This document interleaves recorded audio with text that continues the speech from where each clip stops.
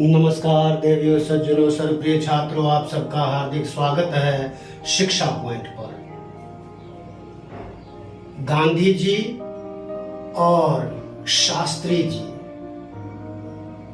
मोहनदास करमचंद गांधी, श्री लाल बहादुर शास्त्री जी, त्याग और तपस्या की, सेवा की प्रतिमूर्तियां।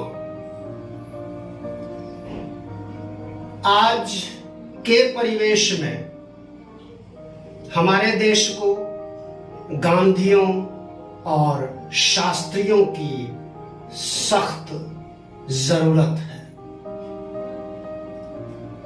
स्वतंत्रता से पूर्व के ये जो महान विभूतियां थी, इनके दिलों में देश प्रेम, देश सेवा, मानव सेवा, त्याग तपस्या की जो भावनाएं थीं, स्वतंत्रता के बाद कुछ वर्ष तक तो ये भावनाएं कुछ नेताओं में बनी रही, लेकिन बाद के जितने भी जनप्रतिनिधि हुए, सबके दिलों से इस प्रकार की त्याग तपस्या और सेवा की भावना विलुप्त प्राय हो गई।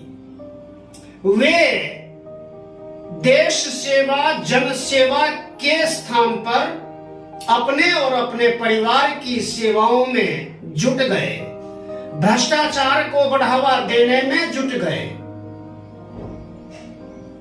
परिणाम ये हुआ कि हमारा देश जिस गति से तरक्की कर सकता था, वह नहीं हो पाई।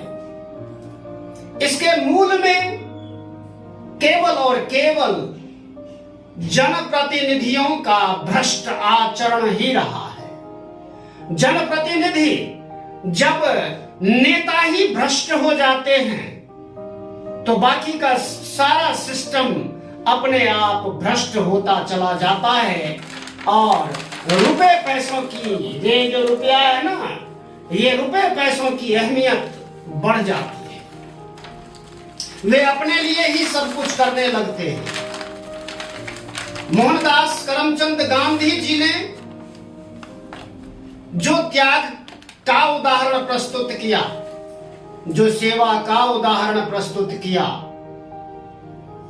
वह अपूर्व है अपने आप में। आज उनके नाती पोतों को बहुत कम लोग जानते हैं। वे भी चाहते तो त्याग तपस्या की बजाय सिर्फ और सिर्फ अपने लिए करते, अपने परिवार के लिए करते। लेकिन गांधी जी ने जिन लोगों को अपना उपनाम गांधी दिया, वे गांधी लोग देश को जिस ओर ले गए और जिस गति से भ्रष्टाचार, सामंतवाद, भाई भतीजावाद को बढ़ावा दिया, उसने ऐसा तंत्र विकसित किया, ऐसा तंत्र विकसित किया कि देश पिछड़ता चला गया। अमीर और अमीर होते चले गए, गरीब और गरीब होते चले गए। ऐसा नहीं हुआ है कि देश में विकास के कार्य नहीं हुए हैं, देश ने अच्छे मुकाम हासिल नहीं किए हैं, बहुत कुछ हुआ है देश में।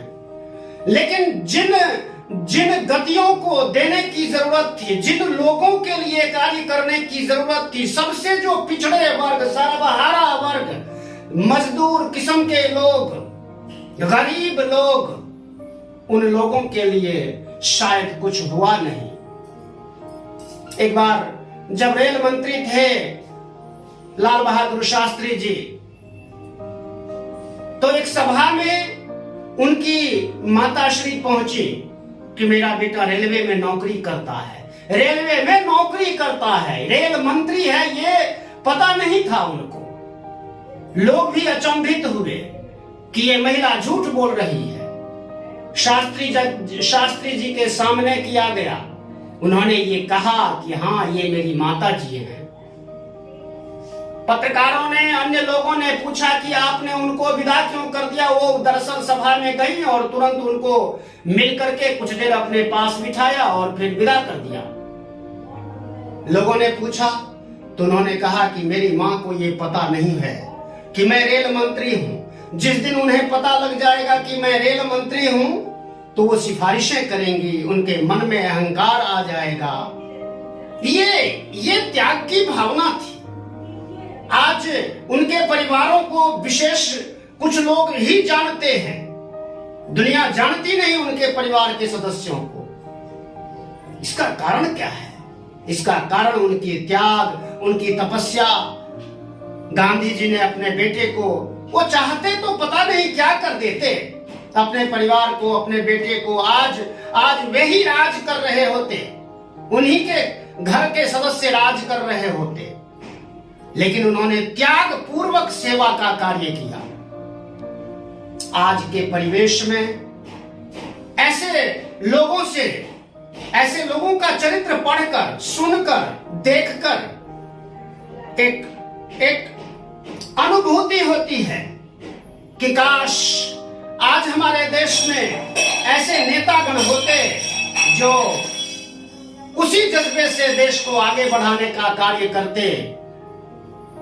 और आज कोई अमीर तो होना कोई बुरी बात थोड़े है, लेकिन भ्रष्टाचार के जरिए, भ्रष्टाचार के माध्यम से अमीर होना बुरी बात है। जब भ्रष्टाचार होता है तो शोषण होता है, तो समाज में शोषक वर्ग हावी हो जाता है और शोषितों की संख्या बढ़ती रहती है। तो जरूरत इस बात की है कि जनप्रतिनिधियों को केवल ये समारोह मना लेना, जयंती मना लेना, है ना, और समारोह पूर्वक उनको याद करना, उनकी समाधि पे जाना, फूलमालाएं चढ़ाना, श्रद्धांजलि देना, ये तो होता ही रहता है, लेकिन वह स्पिरिट नहीं है। वो स्पिरिट होना चाहिए, वो भावना होनी चाहिए कि हमारा देश गरीब ना रहे, पिछड़ा हुआ ना रहे। आज भी 40 करोड़ लोग गरीबी रेखा के नीचे जीवन यापन कर रहे हैं। क्यों? हमारे देश में संसाधनों की कमी है क्या? रुपए पैसों, धन की, दौलत की कोई कमी है क्या? अनाज की कोई कमी नहीं, वस्त्रों की कोई कमी नहीं, दवाइयों की कोई कमी नहीं है। फिर भी इन वस्तुओं के जो मूलभूत आवश्यकताएं हैं, इन आवश्यकताओं के मकड़ जाल में लोग ऐसे जकड़े हुए हैं कि उबर नहीं पाते हैं। वो इन अभावों में जी रहे हैं। इनके अभावों को दूर करने का प्रयास, सामूहिक प्रयास सभी दलों को मिलकर करना चाहिए कि नहीं करना चाहिए? ये जितने भी दल हैं, इनका जो बल है वो अपने ही बल के लिए, अपनों तक ही सीमित है। छिटपुट जो सरकारी स्तर पर जो विकास कार्य हो जाते हैं तो हो ही जाते हैं, नहीं तो केवल और केवल परिवारवाद है, भाई भतीजावाद है। संयोग से एक कोई व्यक्ति भाई भतीजावाद और परिवारवाद के विरोध में खड़ा होता है तो उसकी आलोचना होने लगती है। सारे मिलकर के एक की आलोचना करते हैं। ये अच्छी परंपरा नहीं है। देश की आत्मा को ठेस पहुंचाते हैं ऐसे लोग। शिक्षा पॉइंट का उद्देश्य, वीडियोस का उद्देश्य किसी की आलोचना करना, किसी व्यक्ति की आलोचना करना नहीं है, लेकिन देश में जो परिस्थितियां हैं उन परिस्थितियों पर बात करना आवश्यक है। ये बातें तो होनी ही चाहिए, बातें होनी ही नहीं चाहिए। ऐसे लोगों को सुधरने की आवश्यकता है, जिनके सुधरने से देश विकास और तेजी से विकास करेगा, दुनिया में उसका नाम होगा, दुनिया के विकसित देशों की श्रेणी में वो अभी खड़ा होगा। भारत देश फिर से विश्व गुरु बनेगा। ये केवल सांप सपेरों का देश, ऋषि मुनियों का ही देश नहीं है। ये आज बहुत सी तरक्की करने वाले लोग हैं, हमारे साइंटिस्ट, युवा वैज्ञानिक, IITs के, कंप्यूटर के क्षेत्र के लोग दुनिया में धमाचौकड़ी मचा रहे हैं। ऐसे लोगों की बदौलत देश का नाम होता है, लेकिन कुछ स्वार्थी लोगों की वजह से देश बदनाम भी होता है। ये धरने प्रदर्शन, ये आए दिन की तोड़ फोड़, जन की जो संपत्ति है उसका नुकसान करना, ये देश के स्वास्थ्य के लिए सही नहीं है। कामना करते हैं कि ऐसे लोगों को बुद्धि आएगी। बुद्धि तो बहुत है, लेकिन वो बुद्धि सिर्फ और सिर्फ अपनी कमाई करने के लिए है, भ्रष्टाचार करने के लिए है, दौलत के पीछे भागने के लिए है। तो ऐसी बुद्धि से देश दौलतमंद नहीं होगा, देश माला माल नहीं होगा। देश के जो सबसे अंतिम पंक्ति में खड़े जो सर्वहारा वर्ग के लोग हैं,